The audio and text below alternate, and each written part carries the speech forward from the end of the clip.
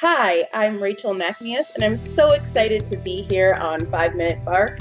I am an image consultant, and I'm the founder of Best Dressed Image Consulting and the international best-selling author of The Face of the Business. I help six-figure entrepreneurs who want to be seven-figure entrepreneurs create a celebrity style so that they can leverage their image on camera and become the go-to expert in their industry. And we're live on the 5 Minute Bark podcast here today. We've got Rachel Nachmias here today, the best dressed image consultant in all of the world on the 5 Minute Bark podcast here today. She's so exciting. She's beautiful. She's energetic, and she's got a lot to share with you guys here today. So Rachel, say hello to everybody out there. Hi, everyone. I'm so excited to be here. I'm so excited you're on my show. This is great. So tell us about being the best dressed. I mean, having an image, you know, it's really important these days. I know, especially as a 5 Minute Bark podcast, I've been around a lot of the people out there. You really have to understand how valuable it is to have the great appearance, right? Because it opens doors, and that's what you're doing. You're helping people open doors with their appearances, their colors. Let's talk about this. Tell me how you first got into this. Yeah. So my background is that I went to school for fashion design. I went to Parsons in New York City, which is sort of a famous school. A lot of people know it from Project Runway, for example. And I totally thought that I was going to work for a big designer in New York City for a while and then start my own line. So I guess I had some entrepreneurial inklings even then, but I definitely didn't foresee the career that I ended up having. Which is just part of the magic of life. What happened after wasn't exactly what I planned. I did end up freelancing as a fashion and costume designer for several years after I graduated from Parsons. But it still kind of felt like I just wasn't quite doing what I was meant to be doing in life. And I happened to stumble on an article on a blog that I was reading about something called personal color analysis. And immediately I became intrigued by the idea of this. Basically, it was a service that I could offer that would bring clients to me so that I could help them with their image and with refining their appearance. And that was something that I had wanted to do for a really long time. My mom and my friends had always been asking me to help them, to come go through their wardrobe, to take them shopping and everything. But I never knew how I would find clients that I didn't already know and wanted to pay me for my expertise. And so learning the skill of personal color analysis was my idea of how I would end up kind of creating a bridge between me and some potential clients. And to make a very long story short, that is pretty much what ended up happening. It's unusual, actually, that things work out that way. But as it happened, almost as soon as I trained, because of the relationship that I created with the woman who trained me, Christine Skaman, who created the amazing system that I work under, we just kind of were like minds right from the get-go. And so she started getting me in front of her audience. And I had clients kind of knocking down my door almost from day one. So that's pretty much how I got to be in the business that I'm in. Oh, that's so much. That helps a lot to definitely, certainly serve under somebody and learn from them. And I appreciate you even sharing that she's given you your ideas of what you're doing. You know, that's really good too. For sure. I mean, color analysis is definitely just one part of what I do. I think what really made that connection when we met was that I was kind of holding the style piece that just dovetails absolutely perfectly in terms of philosophy with the style of personal color analysis that she practices and teaches. So our methods just were a match made in heaven, and our philosophy about what exactly is it that we're trying to do when we say that we're going to improve someone's appearance is very aligned. And so in that way, I sort of accidentally on purpose created an amazing strategic partnership. You know, you talk about color analysis, and I think maybe I should help my listeners understand a little more about color analysis. I kind of get it myself, But why don't you share with them why that's so important, the color analysis part? I mean, we've kind of talked about it before we started the show, but I think it's really important for them to understand that, especially if they're looking maybe to consider you as a client, or actually them as a client to you. How does that all play into all the image and being the best dressed, so to speak, in the room? Yeah. So colors have an innate harmony to them. I think we're all kind of tuned into that. In the same way we can hear a wrong note on the piano without necessarily having to be able to like see the sheet music in our heads or whatever, or even know which notes are being played. We have an innate sense of harmony, and most of us have the feeling that some colors go together better than others. For example, if you were going to try to decorate a particular room that had a certain wall color, a certain color of wood flooring, some sofa colors would probably work better in that room than others. That seems relatively intuitive to most folks.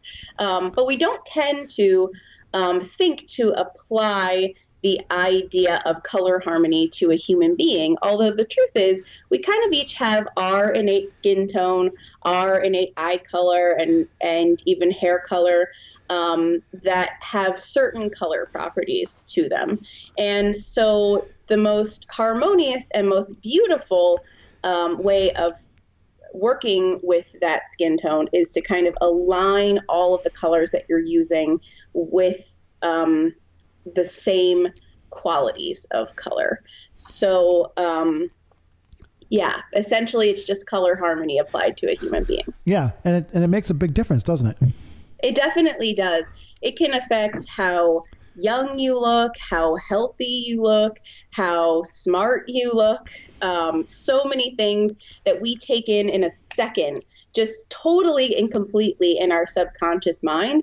Because what's really interesting about color is that we're always seeing optical illusions when it comes to color.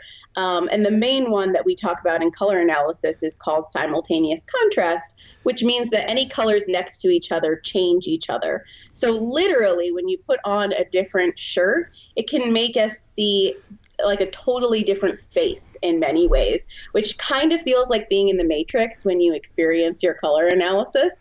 But it's just absolutely incredible the difference that it can make. What about, tell me about some of the clients you've like completely seen, like they come in and they're just totally wearing the complete wrong colors. You see that kind of, I'm probably a perfect example of that when I'm in public, like, what is he wearing that for?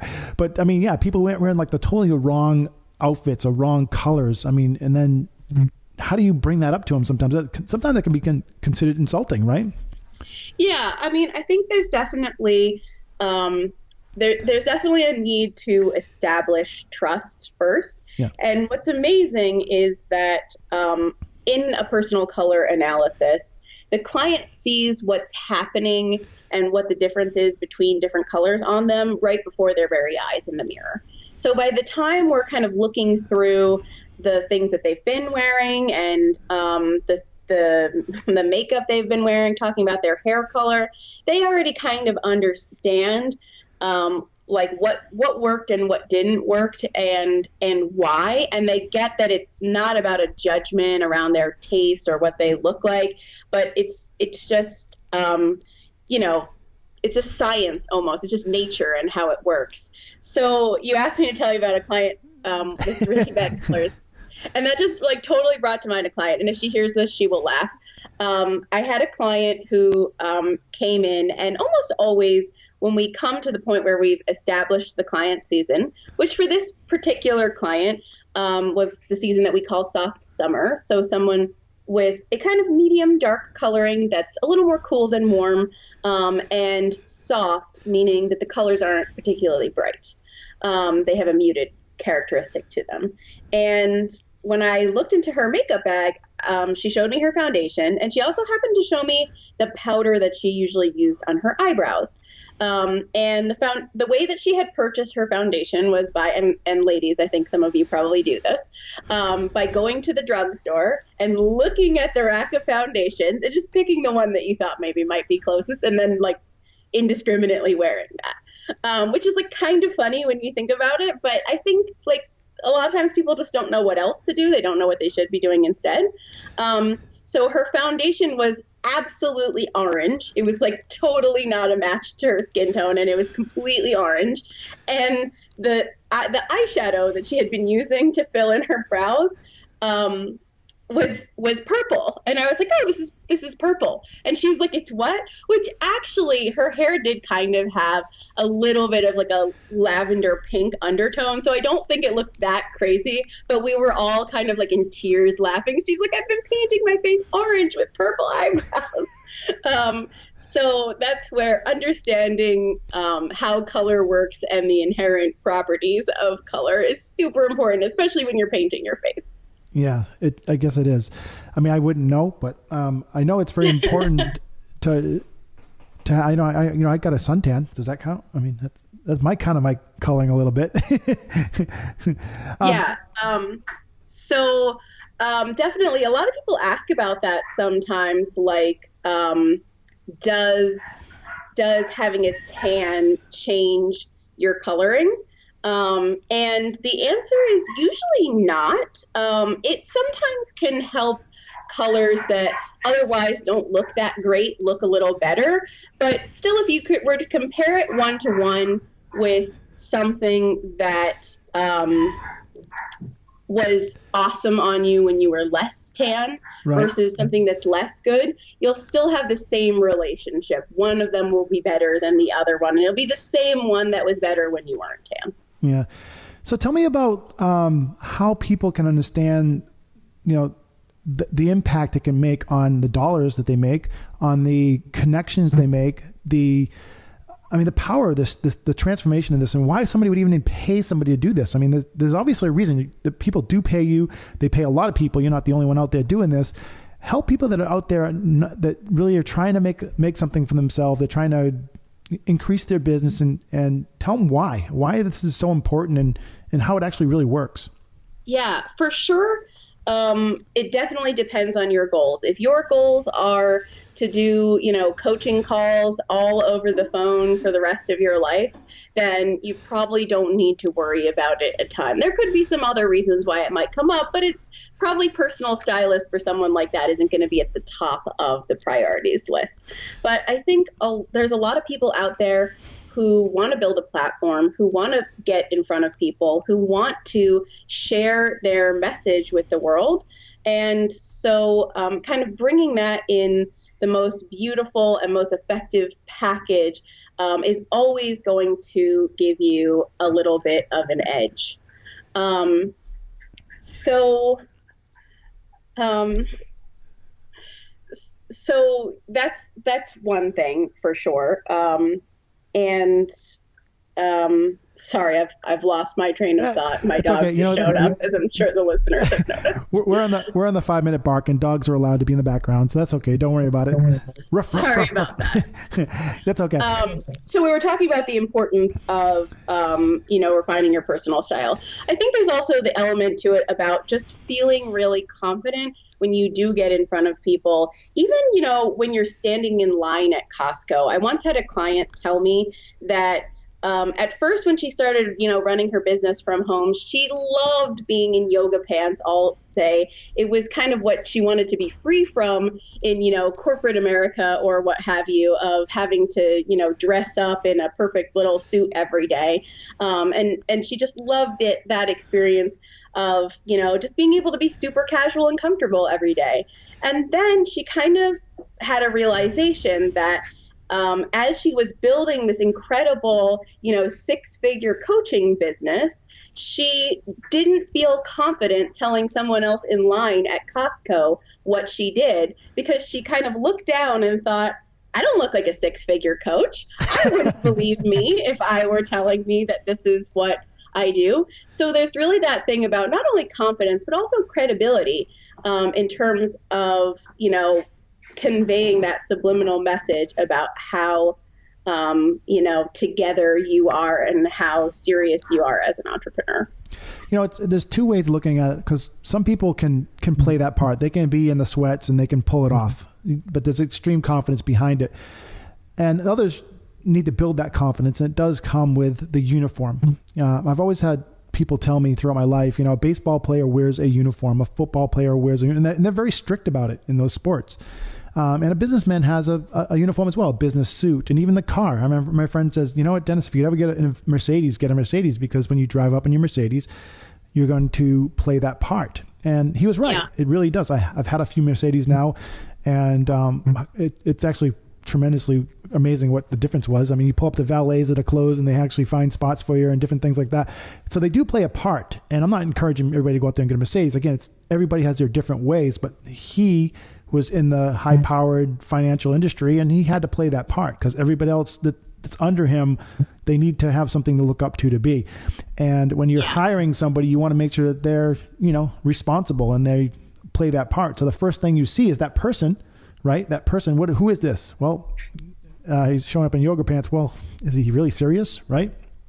So it can definitely turn into dollars and cents, and that's what everything kind of comes down to. Yeah, I think sometimes it's even just a matter of time. How much time do you have available to you to convince people that you're credible before you go ahead and do whatever it is that you're going to do? And so sometimes if you're walking into, a very big meeting, something like, rolling up in the Mercedes or having a certain kind of watch or even just being pulled together in a certain sort of way can kind of set the stage for you and just make everything flow much more easily. Of course, there's a way to kill it in business and never get out of sweatpants. There absolutely is. It's just a question of, for me, it's like, well, whether that's the hill you want to die on, basically. It's right. Like, is that the thing it's going to be worth it to you to have that and to have to work that much harder to have people give you that credibility and want to listen to you and hear your message and, want to make introductions and all of the kind of things that we want to have happen as entrepreneurs. It's really totally up to the individual what they value the most. In life, there's different levels of confidence we grow up to, right? So I know I've been very, what's the word? Very insecure my whole life because I had the big nose, I had dark hair, not blonde eye, blah, blah, blah. And I had to kind of learn confidence over my life. And it was really a difficult thing, but eventually I did get there. But some people are just born with confidence and so it doesn't really matter. They can go out in the sweatshirt, but if you're out there, pick who you are and who you are and decide, sometimes you just need things to help you build your confidence. And I think this is the type of coach and consultant, I don't know if you want to call yourself a coach or a consultant, but coach or consultant, you might want to consider in this situation because it changes your life when your confidence is there. The money comes, the deals come, the friends come, the day is better, everything is better. One question I wanted to ask you, and it was really interesting to me, is we talked about the color syncing, and why don't you explain how that maybe works in your life, maybe how it works in your day-to-day dress? Yeah. So I am in my system the season that we call bright winter. So that means my coloring is bright and a little cooler than warmer, and kind of medium dark to dark, but very high contrast. So for me, that means that I have a particular kind of window of colors that I know are going to work with me. And here's the kicker, especially for guys, that all work with each other. So in the past, I had a wardrobe of, every color under the sun, basically, like most people. And a lot of times it was almost impossible to make an outfit because I didn't have, a top that went with that skirt, or everything was just a mess. It was super hard. It seemed like every single piece in my wardrobe had to be laundered in order for me to get dressed in one outfit and leave the house in the morning, which obviously, as an entrepreneur, who's got time for that? So in my life, it's been absolutely incredible. On one hand, because I've realized the assets of my innate coloring. I stopped fighting having dark hair and dark eyes and kind of leaned into it as opposed to away from it, which has made everything so much easier. And also, my wardrobe not only makes sense with me, it makes sense with itself. So I can almost like grab in there blindfolded. Like there's always a thing to go with the other thing because everything is aligned within that range of colors that harmonize to each other.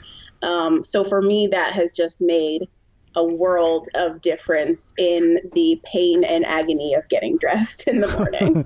I can certainly relate to that. I mean, I always have like the, dark pants, but I have to have the white, the lighter shirt for it. Can't go black, so, yeah, it's tough for me anyway. Awesome. So one more question I wanted to ask is, for people out there that are considering this, what do you have for a good message to them right now that would maybe convince them that this is for them? Yeah, I mean, it's such a funny question. I know I'm putting you on the spot here, but I think really, we've kind of shown that, this is something you need, but I mean, your experiences with lots of people, and what's the thing that takes them over the edge to get them to understand that this is what you need to do? Yeah, I mean, I think it's really that difference between, wanting to and being okay with, playing it relatively like small and safe in your own little contained bubble where it doesn't really matter if you're in sweatpants or not, and really wanting to like dream big and reach big and kind of be of service and change people's lives. I think a lot of times the turning point for people, for a lot of the, coaches and experts and consultants that I know, is that there's somebody out there who needs their message and their service right now. And if they don't, pull it together, figure out what to do with their hair and get on camera, that person is not going to be served. And they're going to stay wherever they're at, which might not be great, right? I know a lot of coaches and consultants who work with really serious stuff, widows, the loss of a child, dealing with fibromyalgia or chronic illness, a lot of things that people really out there are suffering. And yet there's also, these coaches waiting to deliver a message of really hope, healing, and transformation. So for what I experience, it's when that need to serve people and to reach people with your message is more powerful than the fear of, getting in front of the camera, figuring out your image and all that stuff. That's a moment when you're going to make it happen. And I think when you reach that point, it may be that you decide the way you're going to make it happen is by, working with a stylist, somebody like me.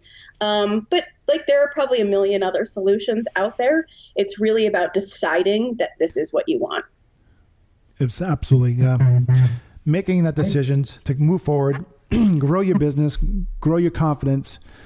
And I've learned a lot today because I'm going to go.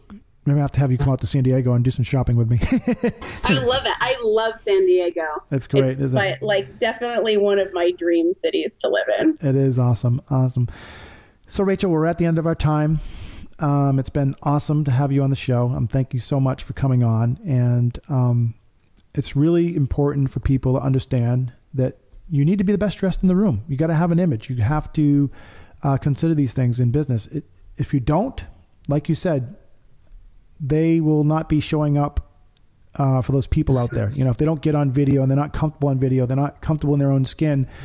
One of my great coaches said to me, he said, Dennis, if you're not showing up at your best in your most confident space, then you're not doing yourself a service or the people around you. They're not getting the full you. They're not getting the full attention, the full communication that you are born to give. Everybody has this opportunity. They just don't admit to it or try to empower it. And all of that does come from your personal appearance and how you handle that. And of course your colors too. And like you were talking about earlier. So Thank you for helping me understand that, and my audience should understand that. And what are some of the best ways that these people can reach out to you? I know Facebook is one of them, and a website. And why don't you explain those to them? Yeah, sure. So I would love to, if it's okay with you, since I've had so much fun chatting with you today, I would love to offer your readers a free copy of my book to help them on their style journeys.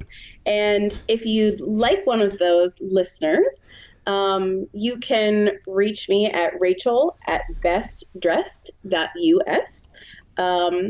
And if you just want to see what I'm up to and find out a little more about what I'm all about, for sure, on Facebook, I always say go ahead and friend my personal account if you want, but also Best Dressed Image Consulting.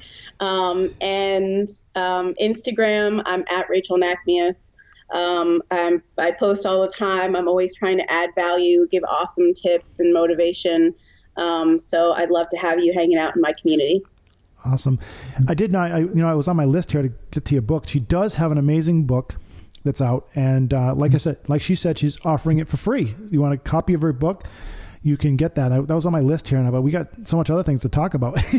It was one of the things I missed out on. So yeah, next time we'll have to talk about books. Some exciting things happening. I just met with my publisher, so all kinds of cool stuff around that for another time. So it's got a lot on the plate there.